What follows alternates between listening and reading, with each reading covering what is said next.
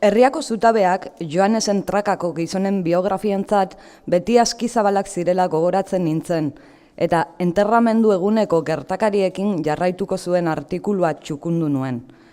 Ehortzi genuen arraikiote eta zeremoniara eskualerriko 6 kantoietarik jende saldo handia bildu zen. Dawson, Joanesen semeatxiak, apezak hautatu Shakespearen olerki bat irakurri zuen, hunkigarria zinez, eta dolorezko momentu hauetan esperantza ekarlea.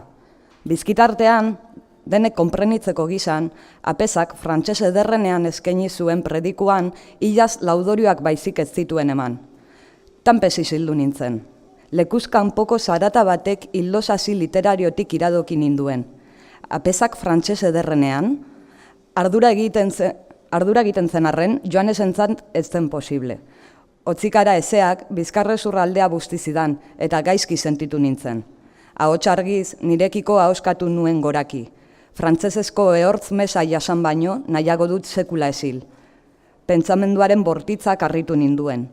Erioaren mehatxuak Joanes gaixoa izutu zukeen einberean.